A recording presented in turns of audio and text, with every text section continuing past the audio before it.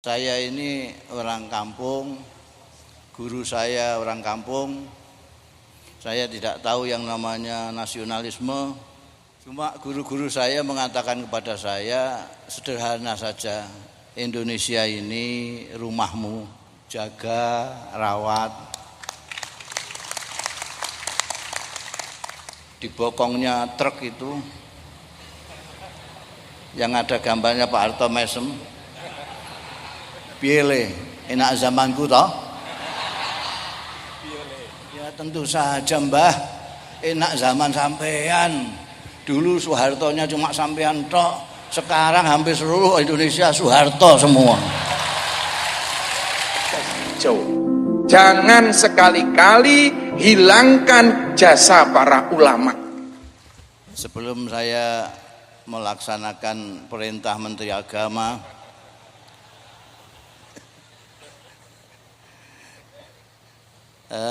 terlebih dahulu saya memanjatkan puji syukur kehadirat Allah Subhanahu wa taala. Saya telah diperkenankan untuk sowan di kawasan intelektual ini, kawasan pendidikan tinggi ini, karena di antara sekian banyaknya orang ini saya termasuk orang yang tidak berpendidikan sebetulnya. Artinya saya tidak pernah sekolah. Pernah sekolah sebentar sampai sanawiyah kelas 1. Habis itu sudah tidak pernah. Jadi saya itu tidak seperti Pak Lukman, Pak Abdul A'la, ngerti nasionalisme itu apa. Saya tidak tahu. Isme itu tidak tahu. Saya tidak ngomong di sini saja. Kemarin ketika saya menerima anugerah Yaptiam Hin Award itu, saya juga mengatakan saya ini orang kampung, guru saya orang kampung. Saya tidak tahu yang namanya nasionalisme, tidak tahu yang namanya HAM yang konon ide dari Barat abad ke-17. Yang ngerti saya tahunya belakangan saja diberitahu orang-orang ya. Cuma guru-guru saya mengatakan kepada saya, sederhana saja, Indonesia ini rumahmu. Gitu aja. Indonesia ini rumahmu, jaga, rawat. Ismu kan dari Barat, saya tidak tahu. Saya dari Pondokan, intelek Kendilen.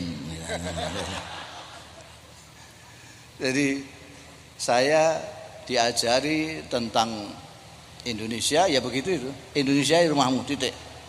Jaga, rawat. Kalau orang Indonesia kok ngelempari rumahnya sendiri. Ada orang melempari rumahnya sendiri. Itu pasti udelik walik.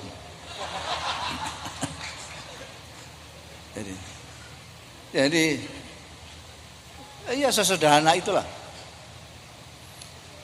Ini rumahmu, kata guru saya, kiai saya di kampung. Ini rumahmu, tempat kamu dilahirkan, tempat kamu bersujud, tempat engkau menghirup udaranya, tempat engkau nanti insya Allah akan dikebumikan di tanah ini.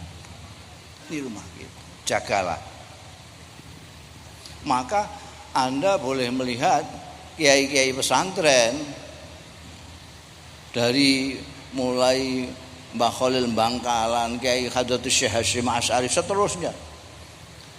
Kiai-kiai pesantren itu berbicara agama dengan Indonesia satu kali pernapas. Karena ini rumahnya. Jadi tidak perlu. Kalau saya kok diundang untuk seminar tentang kebangsaan, itu ya saya merasa aneh. Loh kok saya orang sini kok? Saya bangsa Indonesia kok diajak bahas bangsa Indonesia itu gimana? Emangnya saya Londo? Saya Indonesia. Itu saja. Jadi sudah cukup ini jawaban.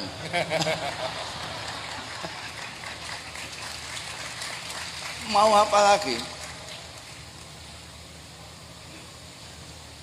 Kalau saya mau jujur, Anda boleh lihat saya mempunyai kurang lebih 9 buku puisi saya yang merekam situasi Indonesia ini sejak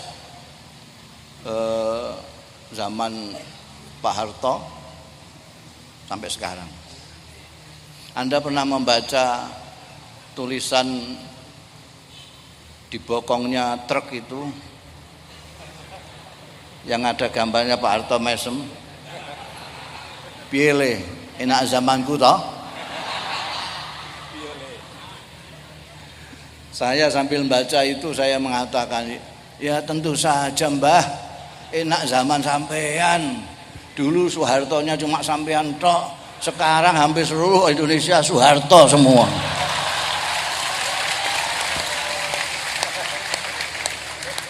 Karena sampean terlalu lama mendidik orang Indonesia.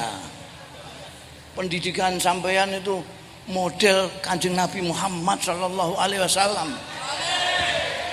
Kanjeng Nabi itu kalau mendidik, kalau mengajar, kalau dakwah itu dicontohkan dirinya sendiri. Kanjeng Nabi ndawuhi kita sholat, sallu kama ra'aitumuni usolli, sholatlah seperti aku. Kanjeng Nabi menyuruh haji, khudhu anni manasikakum. Kanjeng Nabi menyuruh menghormati yang tua, menyayangi yang muda. Dimulai dari beliau menghormati yang tua, menyayangi yang muda.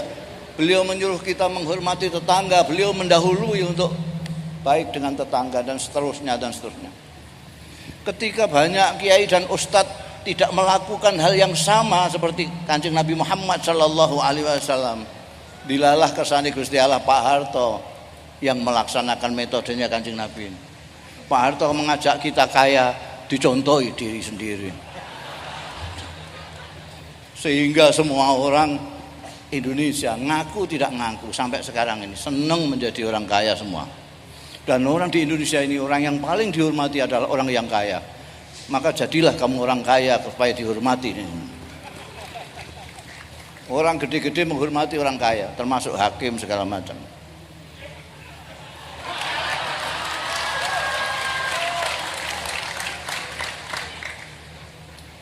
Saya kalau ngomong begini mungkin masih ada orang-orang yang dulu pada zaman Pak Harto memang hidupnya enak karena kebetulan nasibnya baik, dekat dengan Golkar misalnya. Ya saya mohon maaf, saya akan karena ditanya sama menteri masa saya berani nolak. Jadi saya ingin mengatakan dari versi saya, versi Anda lain silahkan. Kita di negara demokrasi bebas menyatakan pendapat. Menurut saya didikan Pak Harto 32 tahun. Sampean bayangkan. Sampean menjadi profesor itu berapa tahun? Baru 7 tahun mungkin. 7. Ya. Sampean jadi menteri berapa tahun? 7 tahun profesor, doktor, rektor. Saya ngaji di pondok cuma 7 tahun. Disebut Al-Mukarram.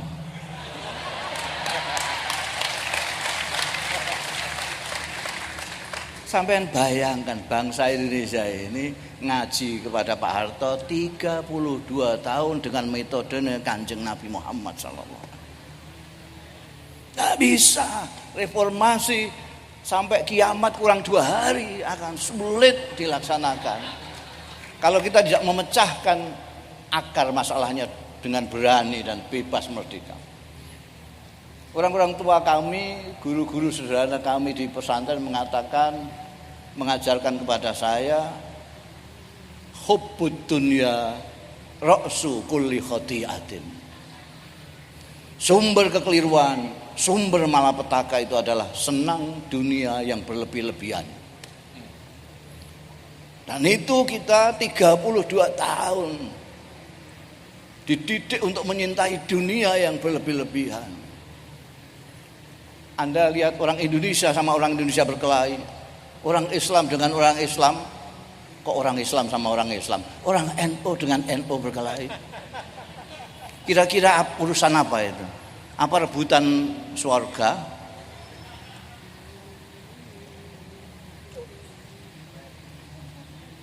Maka kalau kita tidak mau membalik reformasi itu, ini harus dicopot dulu kepala kita, diganti kepala baru, tidak bisa.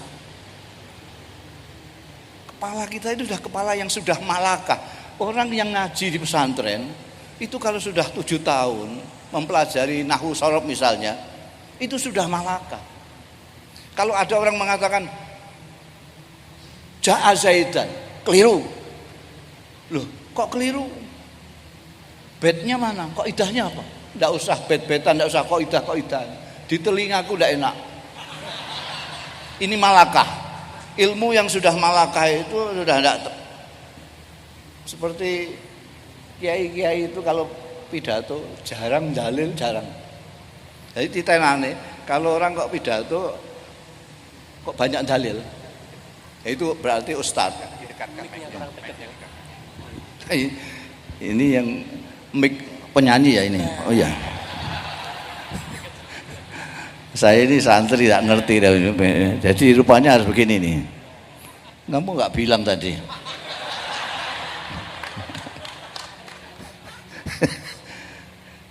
Jadi apa namanya? Lali ngatean iki.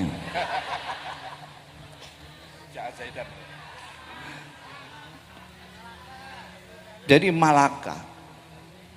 Sudah malaka. Kita itu malaka. Seneng dunia itu kita tidak pakai mikir. Seorang mudin itu akronim sebetulnya dari imamuddin. Imamuddin. Mudin itu adalah pemimpin agama di desa, namanya mudin. Itu kalau diundang orang kaya, tahlilnya sampai 1000.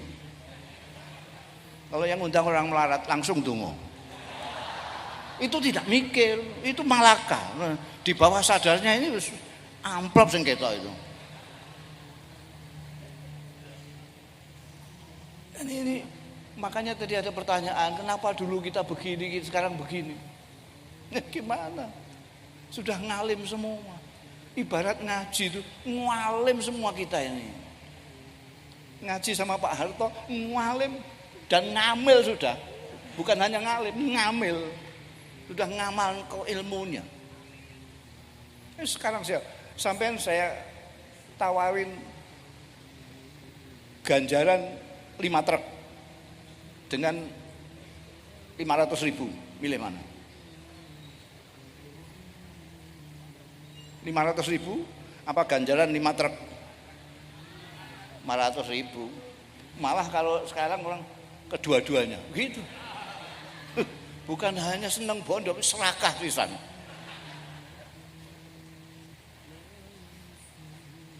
Itu pendapat saya. Jadi saya melihatnya dari situ. Sumber malapetakannya kalau kita tidak bisa zuhud seperti pendahulu-pendahulu kita, minimal kita hidup sederhana. Itu saja yang saya gaungkan selama ini, dan itu pun tidak banyak yang mau. Tidak punya follower saya. Padahal di Twitter follower saya itu 1.700.000 lebih.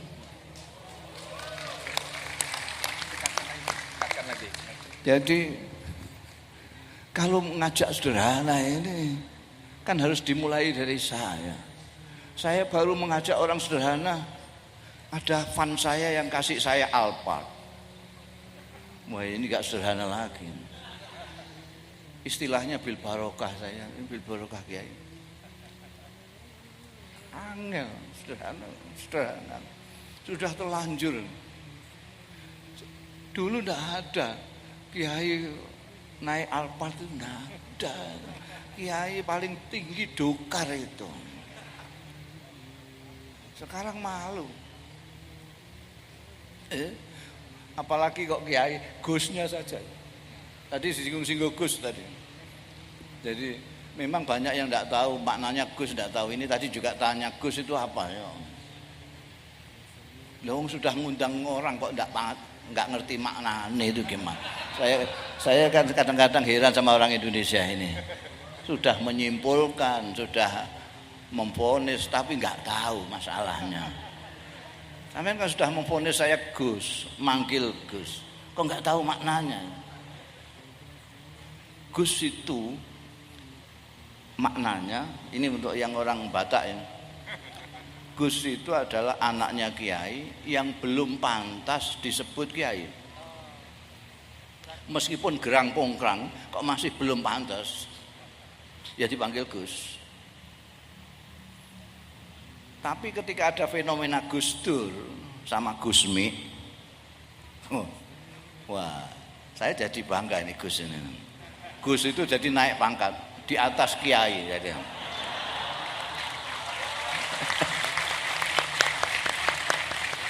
Kalau kiai itu masih biasa-biasa itu kiai. Kalau sudah Gus, ini kiai yang sudah aneh-aneh itu tadi. Yang sudah mendekati wali lah gitu. Jadi saya kira itu Pak Menteri. Jadi menurut saya itu saya teliti dari ini kok jadi begini nih bagaimana.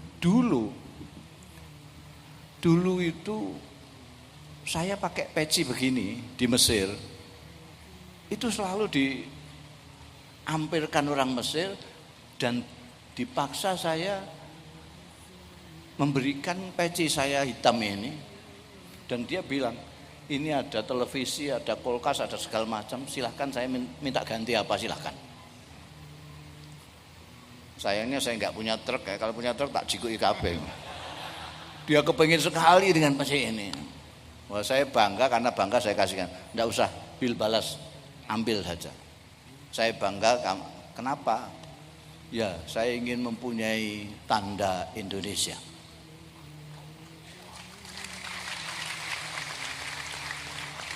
Indonesia yang kami kenal sebagai masyarakat yang ramah dan seterusnya. Mereka merasakan, karena di sana pernah ada tentara Garuda yang dibawa ke sana, dan mereka bergaul dengan masyarakat sana dengan sopan santun, dengan ramah tamah. Mereka mengingat-ingat. Ketika saya transit di Karachi, masih ada waktu dolan pakai kereta yang dibawa 4 kuda itu, puter-puter Pak. Karachi. Ngomong-ngomong, saya bilang saya dari Indonesia. Saya tidak boleh bayar.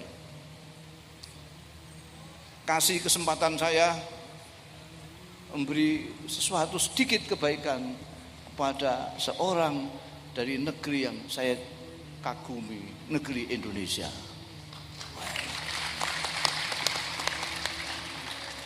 Udah. Itu saya kalau ke luar negeri, di Saudi pun begitu. Tapi belakangan saya di Amman menunggu pesawat. Ini kebetulan ada beberapa penumpang, ada dari Perancis, ada dari Maroko, dan macam-macam. Cerita tentang macam-macam. Begitu saya bilang saya dari Indonesia, semuanya pating selentir pergi satu-satu. Ada yang pura-pura ke toilet, ada yang pergi, saya ditinggal sendirian. Saya sampai ngoco di bandara. Apa wajah saya sangar, apa bagaimana? Kenapa orang pada pergi? Dulu orang Saudi dengan orang Indonesia itu menghargai sekali, karena di sana banyak kiai-kiai, banyak ulama-ulama di Indonesia. Sekarang di sana itu orang kedutaan nasihati saya, jangan pakai batik Gus. Kenapa? Dilecehkan orang sini. Orang sini lihat batik Indonesia ini, TKI. Jadi dunia itu luar biasa. Kenapa agama kok jadi sepertinya orang justru bersengketa, berkonflik atas nama agama? Ya, Karena tidak ngaji ya.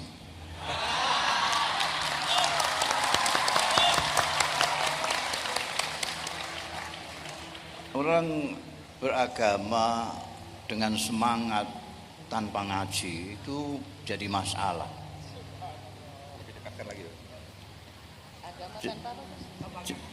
Tanpa ngaji, apapun harus ngaji. Amay yurid, dalil ini saya di IAIN. Siapa yang ingin dunia harus ngaji. Siapa yang kepingin akhirat harus ngaji. Siapa yang kepingin dunia akhirat harus ngaji. Ini orang kesusu. Belum ngaji sudah terlanjur dipanggil ustadz sama kiri kanan. Akhirnya maghrur, istilahnya Imam Ghazali, maghrur. Sekarang banyak orang maghrur. Orang maghrur itu karena dibombong orang. Kalau yang dibombong ini punya ilmu sedikit, dia tidak akan terbombong. Justru dia akan lebih rajin untuk ngaji. Tapi kalau pengetahuannya sempit, dia langsung hidungnya mekar, kepalanya besar, dan dia merasa besar. Jadi semangat yang berlebih-lebihan dalam beragama, tapi tanpa diimbangi oleh pemahaman yang mendalam terhadap agama, itu bisa menjadi masalah. Yang terbanyak sekarang gitu. Ada yang bertanya kepada saya, tapi kalau itu tidak benar, itu gara-gara nggak ngaji, gara-gara maghrur, orang yang bodoh, kenapa followernya banyak? Pertanyaannya begitu. Saya jawab, wa fauqa kulli dzi ilmin alim. Di atas langit ada langit. Di atas orang yang pandai selalu ada yang lebih pandai. Demikian pula wa tahta kulli jahilin jahul. Di bawah orang yang bodoh banyak sekali yang lebih bodoh lagi. Jadi jangan heran. Dan ini ya, pendidikan harus, pengajian harus, pendidikan agama di kita ini mumpung ada menterinya sekaligus saya akan kritik itu. Itu harus ditinjau kembali. Saya sependapat dengan Pak Rektor tadi. Itu kita terlalu banyak memberi makanan ini, kurang memberi makanan kepada ini. Pendidikan kita terlalu banyak di sini. Lihat saja, namanya pendidikan agama. Itu pertanyaannya, berapa rukun sholat, berapa syaratnya wudhu. Kalau pas sudah pas, lulus sudah. Orangnya sembahyang atau enggak, wudhu atau tidak masalah. Ini harus lebih diarahkan kepada hati. Hati. Kita tidak mendidik, hanya mengajar. Mohon maaf ini. Saya ketularan rektor, sedikit mohon maaf. Sudah ketularan. Padahal saya tidak merasa bersalah. Saya malah berniat baik lah. Jadi Pak Menteri bagaimana caranya? Apakah dikumpulkan kiai-kiai dan ahli-ahli pendidikan? Apakah pemahaman kita tentang pendidikan itu betul sudah dalam bahasa Arabnya tarbiyah itu, atau masih tetap taklim? Taklim itu pengajaran, lain dengan tarbiyah. Kalau orang dikasih informasi matematika, dia pandai matematika. Dikasih informasi biologi, tahu. Dikasih informasi fikih, dia ahli fikih. Dikasih informasi Quran, dia pandai Quran. Tapi dia Qurani kelakuannya atau tidak, itu tidak menjamin. Yang menjamin adalah tarbiyah, pendidikan. Kita mengacaukan antara pendidikan. Coba sampai cari, kecuali PAUD dan taman kanak-kanak, di mana pendidikannya? Saya tanya, di mana pendidikannya? Di mana yang mengajarkan kita harus menghormati yang lebih tua, menyayangi yang lebih muda? Di mana? Kita diajarkan menghormati manusia sebagaimana Allah berfirman, walaqad karramna bani Adam. Di mana diajarkan kepada kita untuk tasamuh, toleransi, untuk tawassud wal iktida, seperti yang diajarkan nabi-nabi. Ini Pak Menteri. Makasih.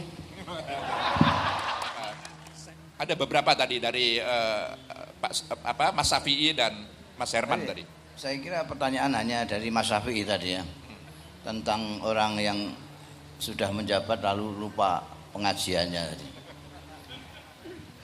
Ini jawabannya bisa 3 macam.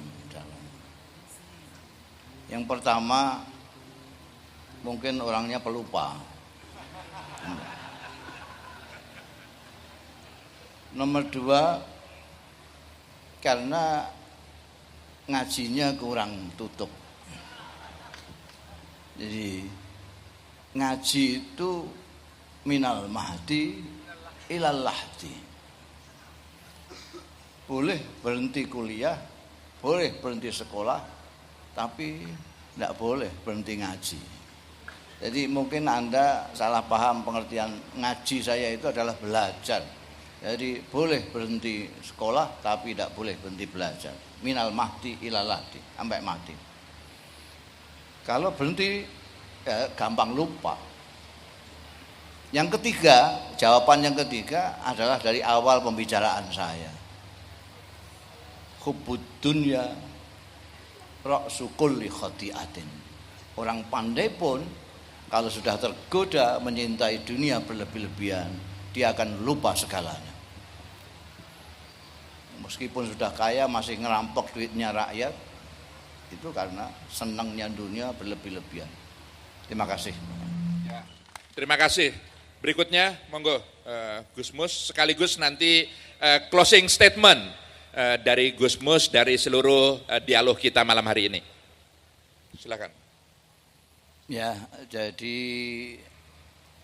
kita itu ada yang seperti saya, ada yang seperti Mbak Rosi, ada yang seperti Pak Menteri, ada yang seperti Pak Rektor. Kita itu dari berbagai manusia yang mempunyai kedudukan sendiri-sendiri. Permasalahan-permasalahan tentang menjaga keindonesiaan segala macam, menjaganya juga berbeda-beda. Mbak Rosi berbeda dengan saya, berbeda dengan Pak Rektor, berbeda dengan Pak Menteri. Ada persoalan-persoalan di dalam masyarakat kita. Saya paling-paling hanya berkoar-koar, hanya ngomong atau nulis. Tapi kalau Pak Menteri ini bisa eksekusi. Jadi kalau pemerintah itu lain dengan saya menghimbau itu pantas. Kalau pemerintah menghimbau itu kurang pantas. Oh, bisa melaksanakan kok laksana. Mempunyai wewenang. Saya bilang polisi kok menghimbau. Itu gimana? Nah kan enggak usah jadi polisi, saya saja bisa kalau hanya menghimbau.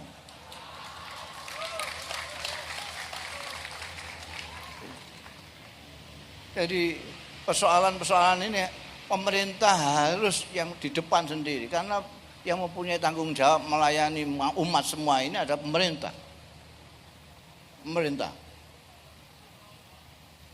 Jadi soal halal haram, soal diskriminasi segala macam, kalau hanya Pak Rektor, apalagi saya, tidak bisa. Pemerintah harus tegas. Yang tidak sesuai dengan hukum, ya sudah. Tidak usah bagaimanakan, tidak usah. Itu ada undang-undangnya, ada aturannya, ada hukumnya. Semua harus, karena kita di negara hukum, semuanya harus taat hukum, siapapun harus. Nah, jadi harus ada yang langsung eksekusi karena mempunyai wewenang, ada yang menghimbau, ada yang mengadakan semacam ini. Itu semua nanti bareng-bareng untuk mendandani omah kita yang sudah disawati sendiri sama orang-orang itu. Jadi dengan demikian kita saling mendukung untuk kepentingan Indonesia ini. Dalam rumah ini tentu saja berbeda-beda, isinya macam-macam. Ya bagaimana kita memanage keluarga kita sendiri dalam rumah itu. Intinya sudah diajarkan oleh agama, yaitu dengan rahmatan, kasih sayang. Asal kita mendahulukan kasih sayang, kita bukan hanya akan masuk surga, tapi kita sudah di surga itu sendiri. Terima kasih. Wassalamualaikum warahmatullahi wabarakatuh. Terima kasih. Sekali lagi kita beri tepuk tangan untuk semua narasumber kita.